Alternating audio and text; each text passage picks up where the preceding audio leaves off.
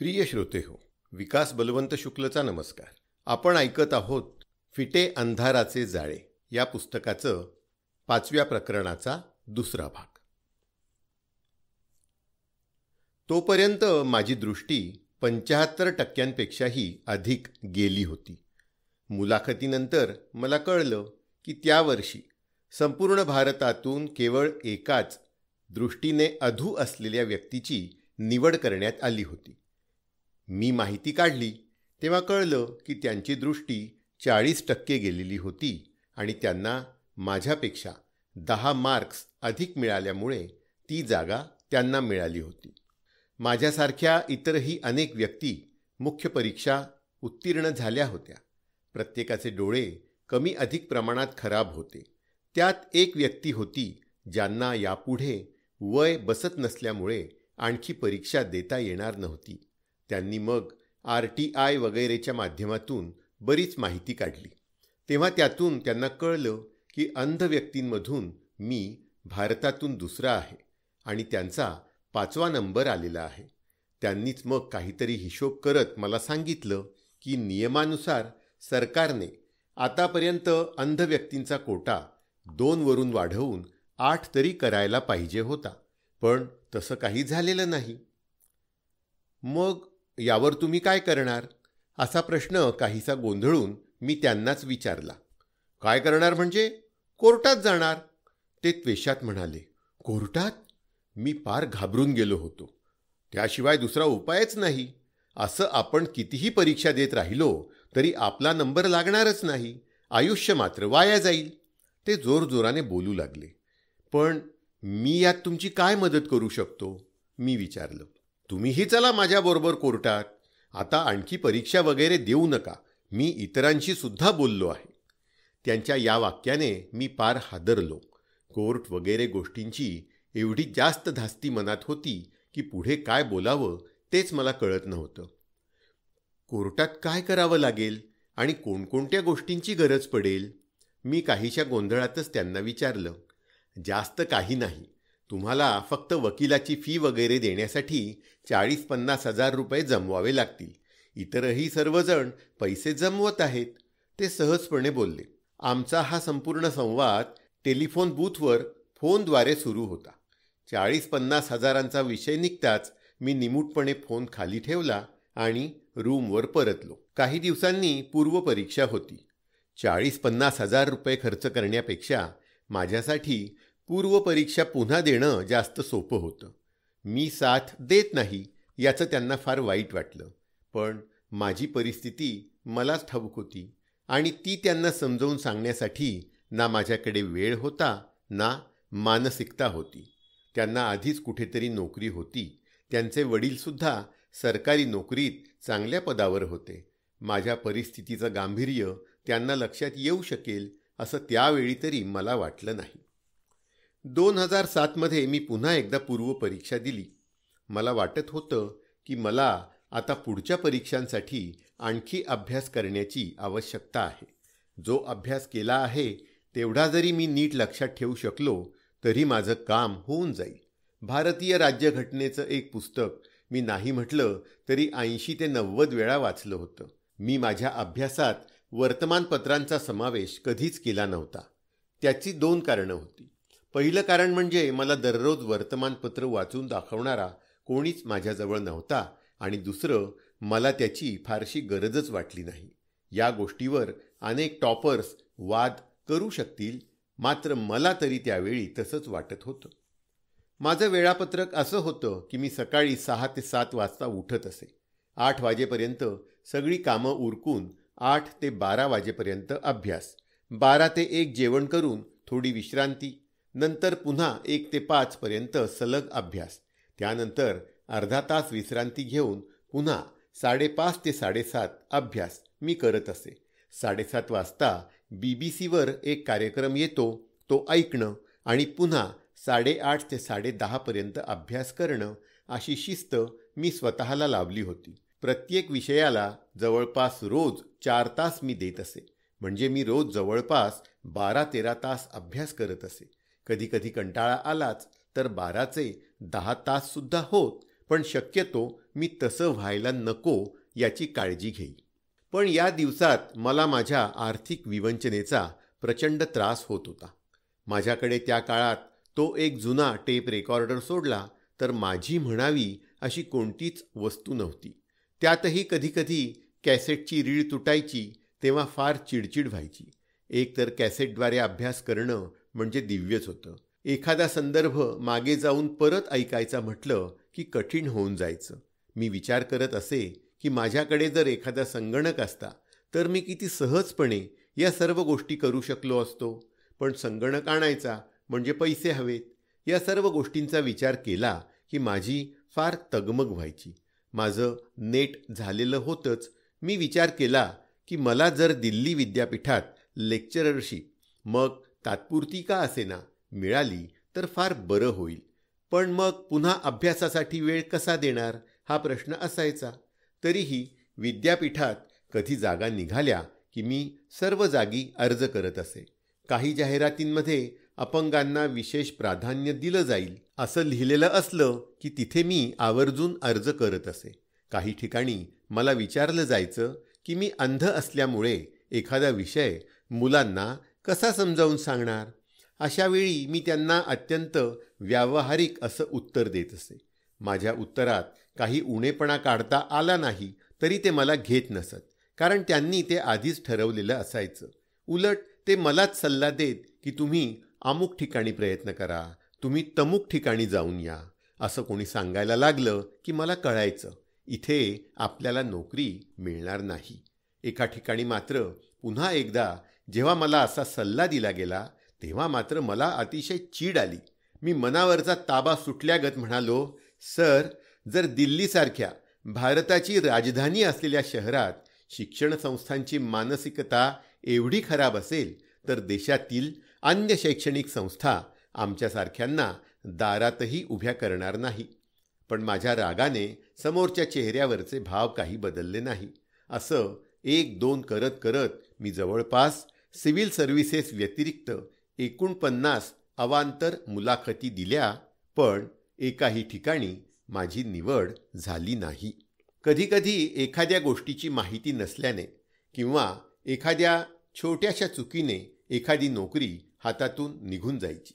Reserve बँकेतल्या मुलाखतीच्या वेळीही काहीसं असंच झालं. तिथे मुलाखतीचं पत्र आलं होतं. त्यात लिहिलं होतं की अपंगत्वाचं नुकतंच काढलेलं प्रमाणपत्र आणावं. त्यासाठी दिल्लीत जागोजागी जाऊनसुद्धा काहीच उपयोग झाला नाही. शेवटी आपल्या स्वतःच्या जिल्ह्यात आलो तेव्हा कुठे प्रमाणपत्र मिळालं. नवीन प्रमाणपत्र घेऊन मुलाखतीला गेलो तर माझ्या डोळ्यांकडे बघून मी दृष्टीबाधित आहे यावर त्यांचा विश्वासच बसेना. माझं प्रमाणपत्रसुद्धा ते अवैध ठरवू लागले. माझ्यासोबत आणखी एक अंध मुलगा मुलाखतीला आला होता. मात्र त्याचे डोळे पांढरे असल्यामुळे त्याचं प्रमाणपत्र बघायची सुद्धा त्यांना गरज वाटली नाही. मला मात्र ते फ्रॉड ठरवत होते. त्यामुळे तिथे मला नोकरी मिळू शकली नाही. अशावेळी मन अतिशय खिन्न होत असे. एकीकडे डोळे त्रास देत होते, दुसरीकडे मात्र लोकांना त्यांच्यात काही बिघाड आहे यावरच शंका असे. शेवटी मी माझं पूर्ण लक्ष सिव्हिल सर्व्हिसेसच्या अभ्यासावरच केंद्रित केलं.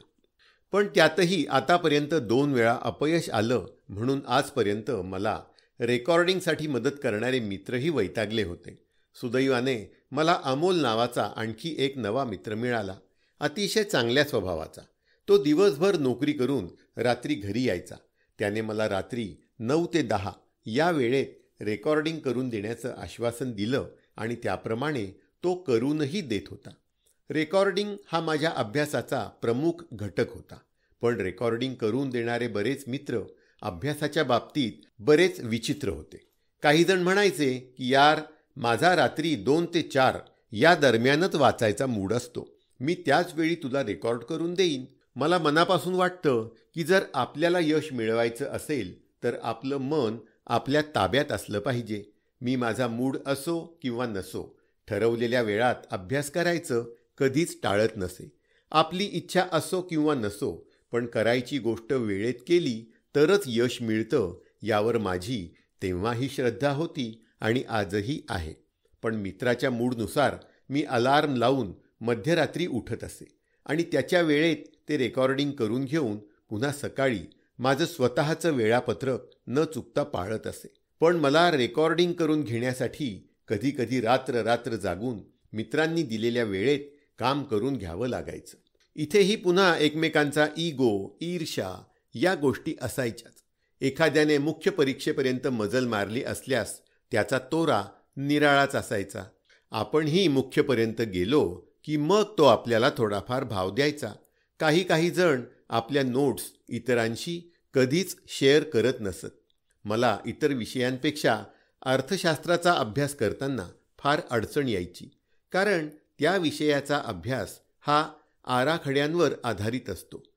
अर्थशास्त्राच्या पहिल्या पेपरला तर सर्वच्या सर्व प्रश्न हे आराखड्यांवर आधारित असायचे. बरं, पेपर हातात पडेपर्यंत मला वाटत होतं की दृष्टीबाधित व्यक्तींसाठी वेगळ्या पद्धतीचा पेपर काढला जात असावा, पण तसं काहीच नव्हतं.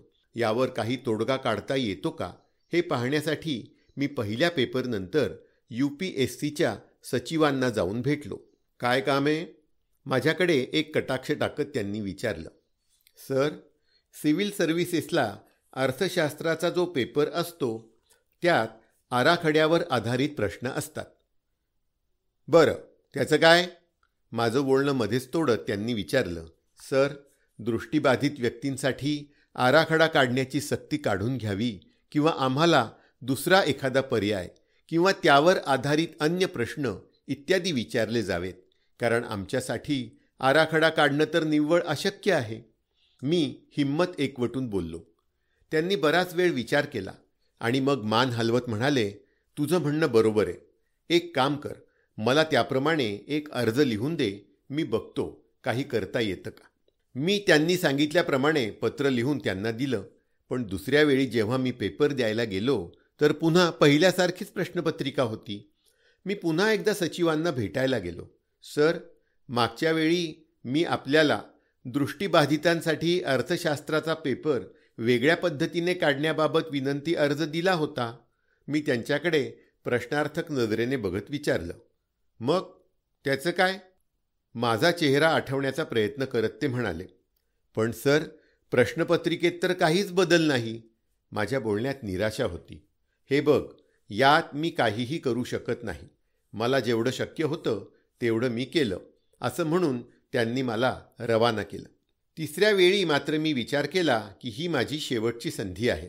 यावेळी जर आपण अपयशी ठरलो तर आपलं काहीच भविष्य नाही. यावेळी मी परीक्षेला जाताना ॲल्युमिनियमचे तार सोबत घेऊन गेलो. केंद्रावर तपासणी झाली तेव्हा तिथल्या सुरक्षा रक्षकाने हे काय आहे म्हणून विचारलं. मी त्याला सांगितलं की मला नीट दिसत नाही, त्यामुळे पेपर सोडवताना आराखडे बनवण्यासाठी मला त्यांची गरज आहे. त्याने मला ते सोबत नेण्याची परवानगी दिली. त्यावेळी मग मी त्या तारांच्या मदतीने आराखडे बनवून त्यावरून सर्व माहिती देत आणि त्याप्रमाणे लेखनिकाला करायला सांगत आराखड्यांवर आधारित प्रश्न सोडवले. याच पद्धतीने पूर्व आणि मुख्य पास होऊन मुलाखतीपर्यंत जाऊन पोहोचलो. ते वर्ष होतं 2008. यापूर्वीच्या मुलाखतीमध्ये मला 300 पैकी 129 मार्क्स मिळाले होते आणि कोर्टात जाऊ म्हणणारे जे व्यक्ती होती त्यांना 75 मार्क्स मिळाले होते. मागच्या परीक्षेत मला मुख्यचे 954 आणि मुलाखतीचे 129 मिळून एकूण 1083 मार्क मिळाले होते. एका कानाने कमी ऐकू येणाऱ्या मुलापेक्षा मला जवळपास 50 मार्क्स जास्त होते.